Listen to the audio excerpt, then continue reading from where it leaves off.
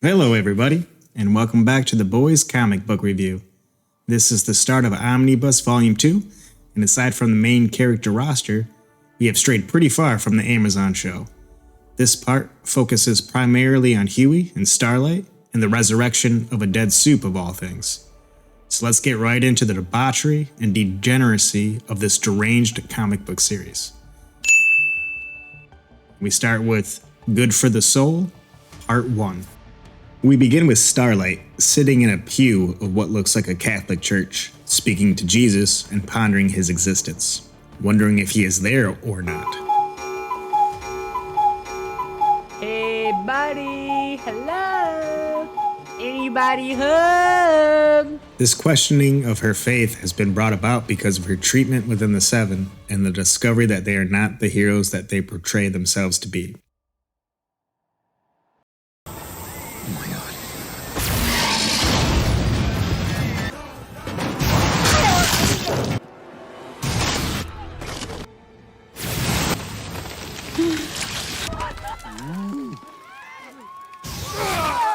You stay the fuck back or I'll laser you, goddammit! I'll laser every fucking one of you!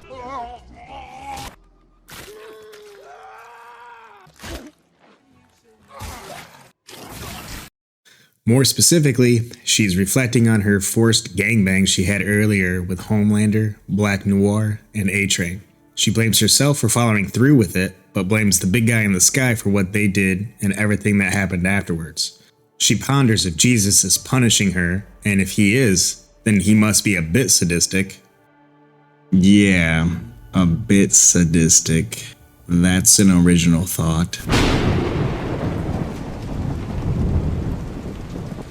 We turn to the comic book store and witness three mall rat youths bickering over what they think is the best comic, and Giuseppe has had enough of it. The pear-shaped monster of a man casually strolls over and friendly inquires, I wonder if I could ask you gentlemen a teensy tiny question. Have any of you seen, anywhere around the store, a sign or notice that you were in a library? Then he completely goes off. So what the fuck makes you think you can read the goddamn fucking books without paying? Then he proceeds to scare the three away. It's the motherfucking Eagle Double G. Snoop Dogg! And we see Huey on his way downstairs to see the legend. We now have the pleasure of witnessing Butcher and Rainer at it again.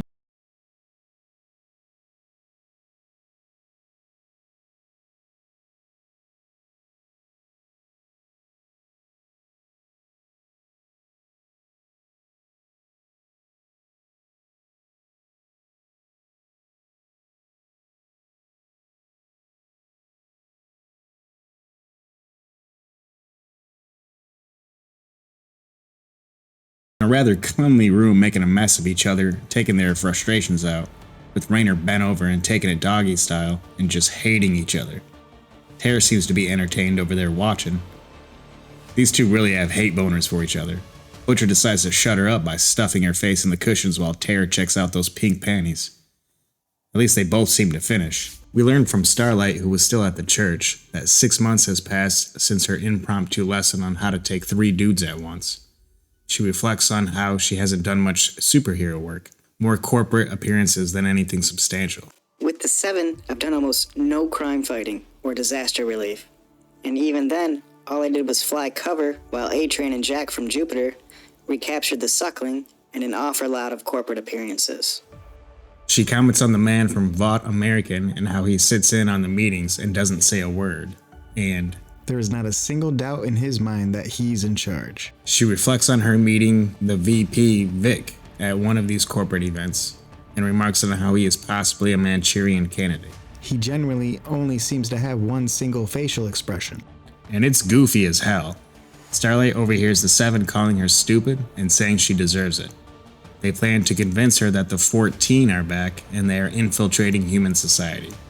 The Seven plans to get a mole inside, and that mole is going to be Starlight. They plan to tell her that she'll meet a contact at a bar that will tell her what to do.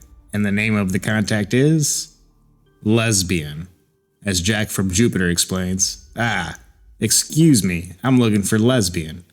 Hello, yes, is there a lesbian here? He goes on to explain that as Starlight is asking for lesbian, one of them takes offense and punches her in the face. Boom, she panics. 1 million candle power blind rug munchers running around screaming like banshees exit Nancy fucking Drew stage left. Starlight is visibly distraught and saddened that her so-called teammates would treat her like this, aside from Maeve, who was just hanging out, smoking a cig and drinking a martini. Huey is meeting up with the legend, and we learn that Butcher told Huey to go there to pick something up. The legend tells Huey that that was just an excuse, and the real reason he is here is because Blarney Cock, the soup that Huey killed earlier by punching a hole through his stomach, has risen from the dead and is back. The idea is even the grave can't hold a real hero. See some cocksucker alive and well after he died. It makes them think the soups are more super than ever. All bullshit. There is enough Compound V left in their brains to kind of jumpstart them. They do a couple of PR appearances, wave to the camera. After that, they are well kept in the background. The reason they are kept in the background is because they come back basically brain dead. The legend asks Huey to kill Blarney Cock again before the teenage kicks are able to announce that he is back from the dead. And in exchange for this favor, Huey tells the legend that after he is done putting Blarney in the ground for the second time, he is going to come back and they are going to have a chat. And the legend is going to answer all of his questions about the boys, Butcher, and what they have been up to over the years. Starlight's still in the church and still talking to herself.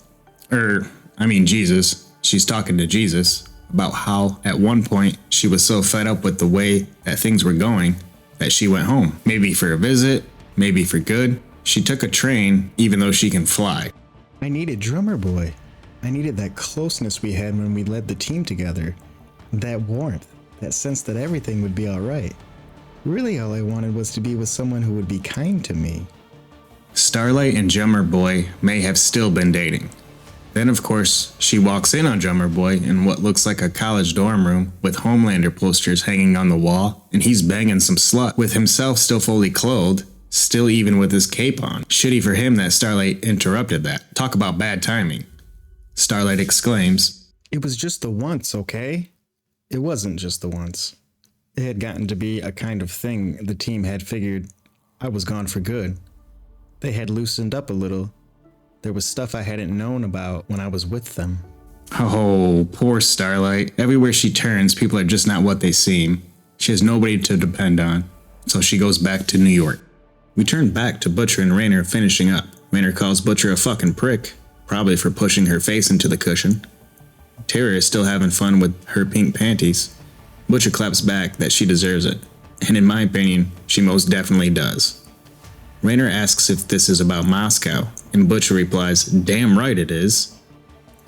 You see, Moscow is where Butcher and the boys disposed of little Nina, and where Butcher blew the heads off all those soups, where they gained a bunch of evidence concerning Vought America wanting to start another Cold War between Russia and America by setting a bunch of crazed soups loose on Russia with no way to stop them, setting off a chain of events where the end result was getting Chemenko, a communist, voted in as the leader of Russia, hence starting a Cold War, all to justify the Seven and other soups being allowed into the military and used for national defense purposes. But Raynor decided to do nothing with the evidence as she is terrified of the Vought and the soups.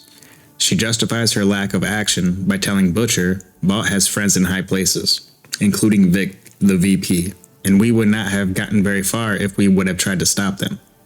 We learn more about Raynor's past and how in the 80s she led secret missions in Afghanistan, where she had, with the help of soups, villages bombed in order to kill the Taliban. Women and children were killed too, but that was a good thing because it left no eyewitnesses. Back to Starlight, she finally admits to herself that Jesus is not there and never has been her entire life, and she finally leaves the church.